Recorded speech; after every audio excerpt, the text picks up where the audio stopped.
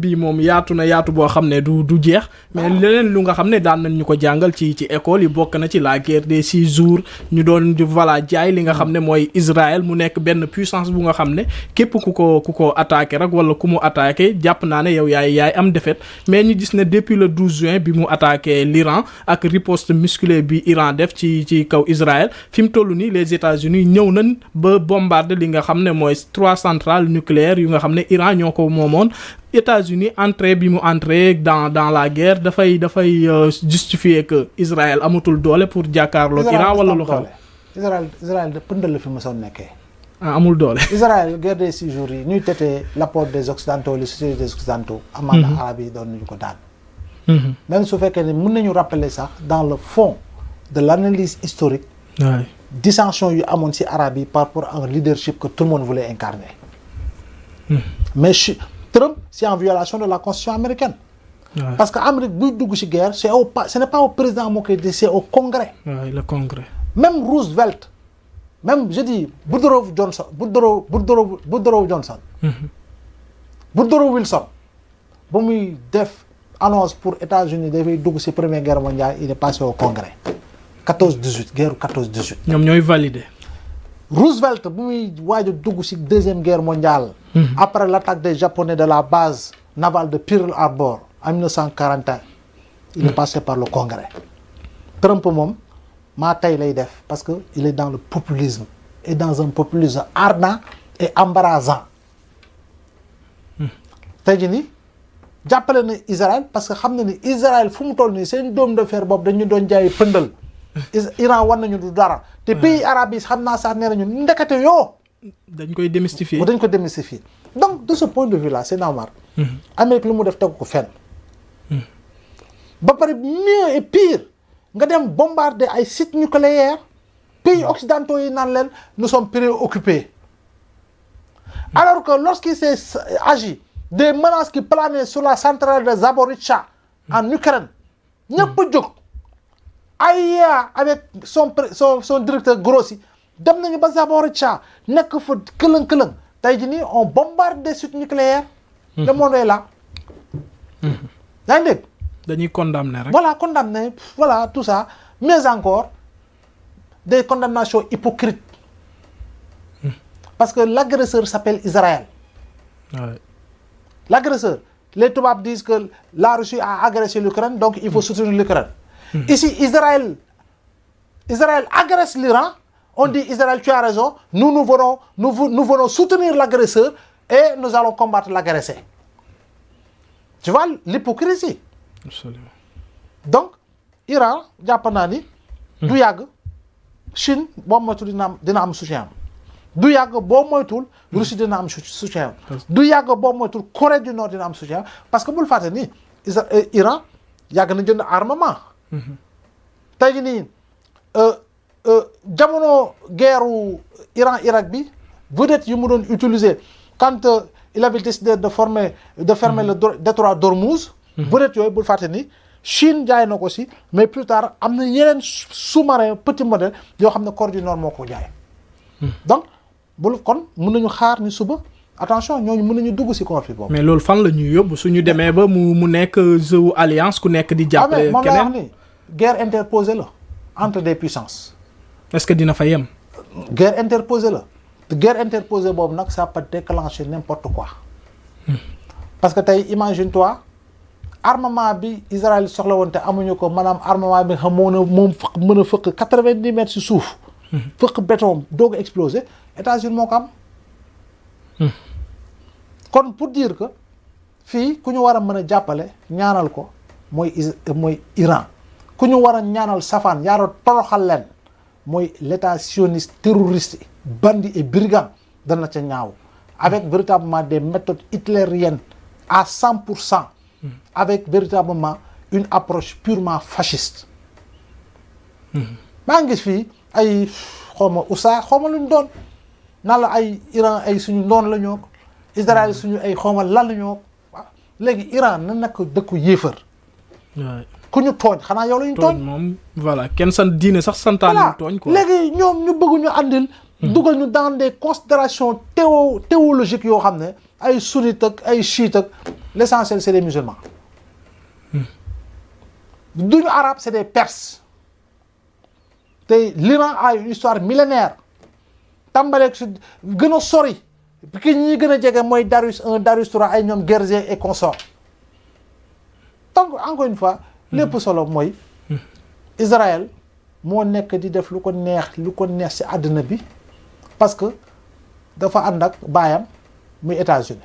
baayam boobu est-ce que jàpp nga ci li nga xam ne mooy bombarder ay centrales nucléaires lay yem wala boog mën na continuer waat ba andi yeneen bombardement. mais xam nga tey jii nii. tu as vu la mobilisation aux États-Unis et ailleurs. oui absolument. contre véritablement les bombardements américains. pression boobu dafay wéy. parce que tey bul fàtte détroit d'Ormuz c'est pas moins de 20 millions de barils qui passent là-bas. c'est normal. c'est presque 2%, je dis bien, mais c'est presque 2% du commerce mondial du pétrole. Donc, l'Iran beaucoup de fondamentalement des répercussions sur le plan international. Et le prix des barils peut flamber. Absolument. Donc, en tout cas ci quelques informations avant may dugg studio bi laa koy gis sax voilà maa ngi gis que Israël fi mu toll nii dafa bëgg a mettre fin à la guerre mais Iran dafa bañ. parce que jàpp na ne voilà dañ ko tooñ te il faut mu riposter bu baax a baax. non gis nga. yàlla may Iran bombe boo xam ne boo ko dóori Israël. est-ce que yoru ko. bombe boobu est-ce que yoru ko. non man waxuma atomique de. parce que tey jii nii gis nga tey technologie fu mu toll. waaw gis nga guerre nucléaire bu ko kenn mës a ñaan ci àddina bi. baaxul de. technologie fu mu toll gis nga 1945. 6 août 45 9 août 45. waaw Hiroshima Nagasaki. tey ba tey ji nii laa wax nii. am na yenn zone yoo xam ne ñu ngi fay dund li nga xam moo di ay conséquences. les essais nucléaires. fii dans le nord de l'Afrique principalement dans le désert vers l'Algérie avec l'armée française fa la ñu doon defee. radiation yi ba tey mi ngi fa. ba tey mi ngi créer ay malformations ay cancers et c'était dans les années 50-60. baaxul. oui c'était dans les années 50. au lendemain de la fin de la seconde guerre mondiale. Tchernobyl bu ko fàtte accident nucléaire. Tchernobyl boobu ba tey zone boobu am na yeneen y a des zones qui restent contaminées. Tchernobyl damay bañ a fàtte waxati date fàtte parce que date yee bari. te boobu c'était le bloc soviétique. kon buñ ñaan guerre nucléaire. parce que radiation yi sax particulière mën na naaw ba Afrique on sait jamais. non loolu moom ñun moom bu mu ñu laal moom. non si donc fu mu toll nii moom. mais ay du yem ci bopp. àdduna moom. bu dee dañuy ñaan jàmm di fi am. parce que gis nga guerre bi 1700 kilomètres de distance. te gis nga ñu ngi dóorante. missile yaa ngi dugg bu baax. masamaak ñun nag nga xam ne ñun amuñu benn protection. sànq dama voilà ci information aussi dama gis lu nga xam ne xaw na ma surprendre l'Espagne voilà mi ngi dénoncer bu baax a baax attaque bi nga xam ne Israël def na ko mais muy woo li nga xam ne mooy l'Union européenne ñu embargo ki nga xam ne mooy Israël ci wàllum armement bañ ko fournir Pedro Sánchez depuis que Israël a commencé à s'en prendre à Gaza boobu ba léegi il prend des initiatives. absolument loolu la wax tey. te am na si yeneen dëkk yu su mel ni ay Nouvelle-Zélande ak yu demee noonu depuis laa wax mi ngi si. kon pour dire que Netanyahu c'est un criminel ambulant. Netanyahu c'est un criminel ambulant. c'est un homme dont tout le corps est couvert de sang. c'est-à-dire que xam nga dañuy calculer naan su ma waxee lii suba mbaa duñ kii non contexte situation. après lu stop yàlla xam. parce que dëgg rek ay dëgg. absolument. aujourd'hui Trump il vit une pression te pression boobu yàlla na yokk. pour que ñu xam ne Israël li muy def. ñoo on parle de l'Iran mais yéen 60 000 presque 60 000 palestiniens. ay xale te njortu nañu ni. chercheurs yu bari ne njortu nañu Israël dafay rey ay xale. maximum lu mu mën a rey si xale mi ngi koy rey xam nga pourquoi. pour que xale yooyu bañ a màgg suba ba nekk ay combattants contre eux. est-ce que dégg nga mu baax. absolument moom daal ci njorto rek lay dox. voilà ñii déjà xam nga foofu xale. da nga gis xale bu am 5 ans tim ndayam bu dee wala bayam bu dee. di jooy di yuuxu naan si ndimbalu yàlla ak kattanu yàlla dinaa la fayul. kooku ñoom bu ñuy nekk gune déjà xam nañu lu xew. parce que dañoo judd si opération. image yu sensible la quoi. voilà mais ñun suñu yoon yëgaluñ ko. comme su fekkoon ne ay mbaam la ñuy rey. man waxuma ne Iran mais Gaza. 60 000 morts daanaka léegi ñu yegg si. chaque jour Israël ne leen kaa leen jël si lekk bu ñu xasee ba ñëw armée bi ne leen ratatatat ñu dee. te loolu moo di dëgg moo am avec la complicité de Trump.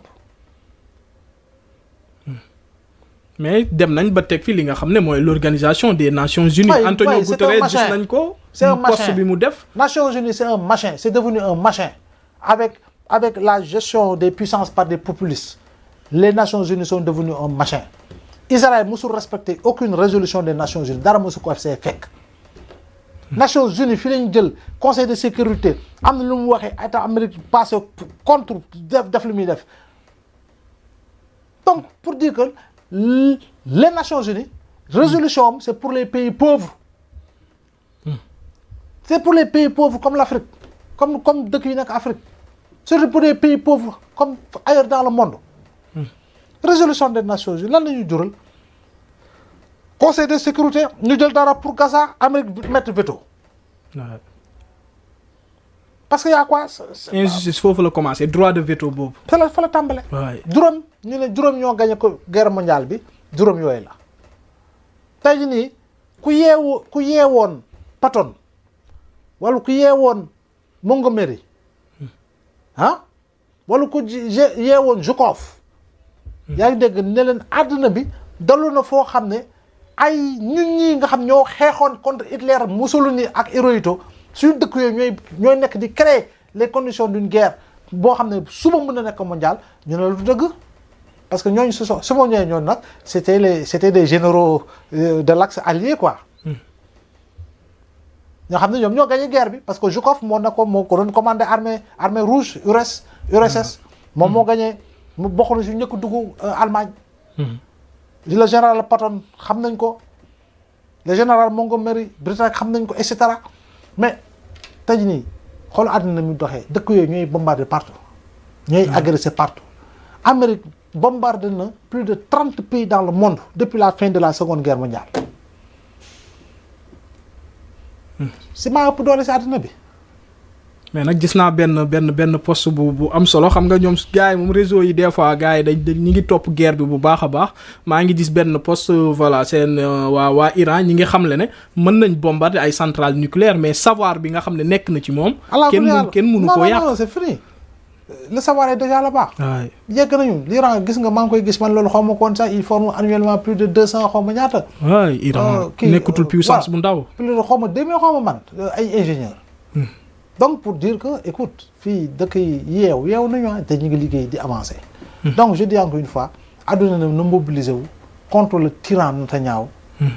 ñu créer les situations de désescalade. jàmm ñëwaat. absolument jot na parce que ñun dañuy ñaan jàmm parce que fu yëngu si àdduna bi Afrique moo koy yëkk. waay kon bokk ñun tamit moo lay war ni ñun war nañoo liggéey. dañoo dépendant. non dépendance boobu dañ koy wàññi waxuma dafa war a jeex tey mais dañ ko war a wàññi. chaque année war nañu def benn jéego pour wàññi un pourcentage de cette dépendance là. Covid bi rek wane woon na ko. mi ngi nii USAID mi ngi nii bu mu jeexalee ñu ne la paludisme dina yokk fii de. sida dina yokk fii de tuberculose dina yokk fii de nangam sangam dina yokk fii de te ñun suñu ay dirigeants di tibb ay milliards di ko dugal seen bopp moomal ko seen bopp di dem dëkk feneen Afrique la am. ay dirigeants yoo xam ne seen doom yi seen njaboot c'est des multimilliardaires. alors que benn milliard fajoon na peut-être 1000 xale si jëndum vaccin. waay qu'est-ce qu'on veut. doy na waar. waxtaan bi neexoon na trop mais liñ ñu cërale woon ci waxtu jeex na doyen xam naa rek ma bàyyi la nga tàggatoo ak suñu mbokk internet di suñu 4e thème bi sax mujjuñ ci ñëw tellement